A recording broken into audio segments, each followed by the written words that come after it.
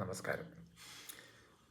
മനുഷ്യൻ്റെ തലച്ചോറിൻ്റെ ഡെവലപ്മെൻറ്റ് മുമ്പുള്ള വീഡിയോകളിൽ പറഞ്ഞിരിക്കുന്നത് പോലെ ജനിക്കുമ്പോൾ തൊട്ട് അല്ലെങ്കിൽ അമ്മയുടെ ഉദരത്തിലായിരിക്കുമ്പോൾ തൊട്ട് തുടങ്ങുന്ന ആ പ്രക്രിയ ഏതാണ്ട് 24 വയസ്സോടുകൂടിയാണ് അവസാനിക്കുക. ഓരോ ഘട്ടങ്ങളിൽ പോകുമ്പോൾ ഓരോ പ്രത്യേകതകളുണ്ട്. തലച്ചോറിലെ രാസവസ്തുക്കളും ധാരാളം ഉൽപ്പാദിപ്പിക്കപ്പെടുന്നുണ്ട്. അപ്പോൾ ന്യൂറോ ട്രാൻസ്മിറ്റേഴ്സ് എന്ന് പറയുന്ന രാസവസ്തുക്കൾ, അവയുടെ പ്രവർത്തനപരമായിട്ടാണ് ഈ തലച്ചോറിലെ ഞരമ്പുകളുടെ കോശങ്ങൾ തമ്മിൽ അല്ലെങ്കിൽ ന്യൂറോൺസ് തമ്മിൽ കമ്മ്യൂണിക്കേറ്റ് ചെയ്യുന്നു. പ്രധാനമായിട്ടും gamma amino benzoic acid GABA എന്ന് പറയും. Gamma amino benzoic acid, glutamate എന്നിവയാണ് മെയിൻ ന്യൂറോ ട്രാൻസ്മിറ്റേഴ്സ്. അപ്പോൾ അതിനോടനുബന്ധമായിട്ട് അതിനെ സഹായിക്കുന്ന, മോഡുലേറ്റ് ചെയ്യുന്ന, അതിനെ ക്രമീകരിക്കുന്ന ഡോപ്പാമിന്, സെറോട്ടോണിന്, ഓക്സിറ്റോസിൻസ്, ചില ഹോർമോൺസൊക്കെ ഉണ്ട്. എങ്കിലും പ്രധാനമായിട്ടുള്ളത് ഗാമ അമിനോ ബെൻസോയിക് ആസിഡും ഗ്ലൂട്ടാമേറ്റുമാണ്. ഇപ്പോൾ GABA എന്ന് പറയുന്ന സാധനം, അത് കുറേ ഇൻഹിബിറ്ററി ആക്ഷൻ അതിനുണ്ട്.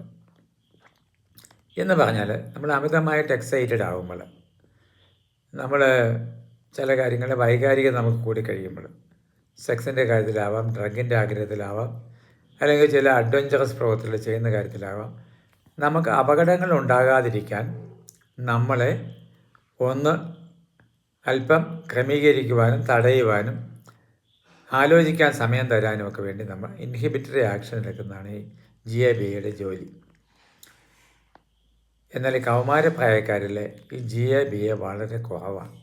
ഗാമ അമിനോ ബെൻസോയിക് ആസിഡിൻ്റെ കണ്ടൻറ്റ് വളരെ കുറവായതുകൊണ്ട് ഈ ഇൻഹിബിറ്ററി പവർ പലപ്പോഴും എക്സിക്യൂട്ട് ചെയ്യാൻ സാധിക്കാതെ പോവുകയാണ്.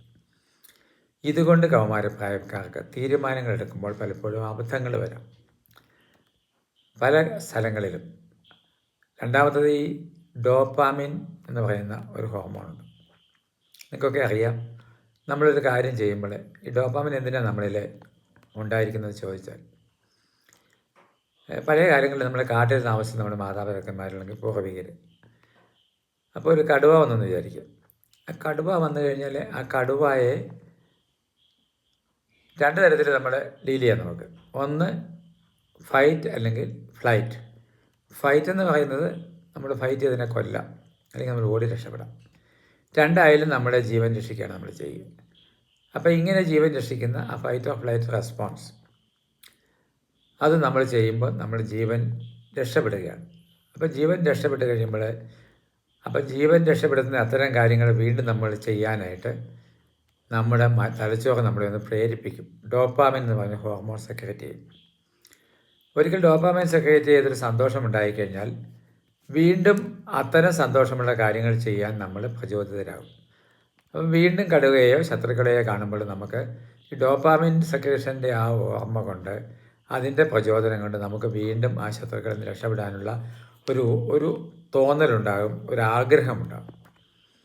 ഇത് നമ്മുടെ രക്ഷയ്ക്ക് വേണ്ടി നമ്മൾ നിക്ഷേപിച്ചിരിക്കുന്ന ഒരു മെക്കാനിസം. പക്ഷേ ഇത് അപകടകാരിയായി ചിലപ്പോൾ തീരും. നമ്മൾ കള്ള് കുടിക്കുമ്പോൾ കിട്ടുന്ന സന്തോഷം, നമ്മൾ സന്തോഷിച്ചു എന്ന് മനസ്സിലാക്കുന്ന മനസ്സ് ആ കള്ള് കുടിച്ച് കഴിയുമ്പോൾ ഡോപ്പാമിൻ സെക്രേഷൻ ഉണ്ടാക്കും. അവിടെ നമുക്ക് വീണ്ടും വീണ്ടും കള്ള് കുടിക്കണമെന്ന് തോന്നും. നമ്മൾ ലൈംഗിക കാര്യങ്ങളിലെ സെക്സ് വീഡിയോസാണ് കാണുന്നത്. അപ്പോൾ നമുക്ക് സന്തോഷം ഉണ്ടായപ്പോൾ മനസ്സ് വിചാരിക്കുമോ പാവത്തിന് സന്തോഷമുണ്ട്. അപ്പോൾ സന്തോഷം ഉണ്ടായി കഴിയുമ്പോഴത്തേക്ക് ഡോപ്പാമിൻ സെക്രേറ്റ് ചെയ്യും. ഡോപ്പാമിൻ സെക്രേറ്റ് ചെയ്തുകൊണ്ട് വീണ്ടും അത്തരം കാണണമെന്നുള്ള ആഗ്രഹം നമുക്കുണ്ടാകും. അപ്പോൾ തെറ്റായ പ്രവണതകൾ നമ്മളിൽ ഉണ്ടാക്കാനും ഡോപ്പാമിൻ സഹായിക്കും, നല്ലതിനെ മെയിൻറ്റെയിൻ ചെയ്യാനും സഹായിക്കും. ഇപ്പോൾ ഡോപ്പാമിൻ കൂടി വന്നു കഴിയുമ്പോഴത്തേക്ക് ഈ GABA ഇല്ലാത്ത പ്രായത്തിൽ, പ്രത്യേകിച്ച് GABA ഇല്ലാത്ത കൗമാരപ്രായത്തിൽ ഡോപ്പാമിൻ സെക്രേഷൻ കൂടി കഴിയുമ്പോഴേക്കും അഡിക്ഷനിലേക്കൊക്കെ പോകും. അവിടെ കൺട്രോൾ ചെയ്യുന്ന GABA ഇല്ല. ഇത് അപകടകരമായൊരു സാഹചര്യമാണെന്ന് കൗമാരപ്രായക്കാരെ മനസ്സിലാക്കണം. അതുകൊണ്ട് തന്നെ അത്തരം കാര്യങ്ങൾ തുടങ്ങരുത്. പരീക്ഷണങ്ങളിൽ നമ്മൾ ചെയ്യുമ്പോൾ, കള്ള് കുടിക്കുമ്പോൾ, നമ്മൾ ഡ്രഗ് ഉപയോഗിക്കുമ്പോൾ, അന്ന് പരീക്ഷിച്ചേക്കാൻ നോക്കുമ്പോൾ, അതിനെങ്കിലും സെക്സിൻ്റെ കാര്യത്തിൽ, അതിനകത്ത് തെറ്റായ പ്രവണതകളിൽ നമ്മൾ പരീക്ഷണങ്ങൾ നടത്തി കഴിയുമ്പോൾ പക്ഷേ നമുക്കത് നൂരാൻ വരാതെ വരികയാണ് ഈ ഡോപ്പാമിൻ്റെ പ്രവർത്തനം. അതുകൊണ്ട് മനസ്സിലാക്കുക, inhibitory hormones, inhibitory neuro transmitters കുറവായതുകൊണ്ട് അപകട സാധ്യതയുള്ളതിനാൽ നമ്മൾ ചെറുപ്രായത്തിൽ വേണ്ടാത്ത പരീക്ഷണങ്ങൾക്ക് പോകരുത്. ഇത് നിങ്ങൾ മനസ്സിലാക്കിയിരിക്കുക.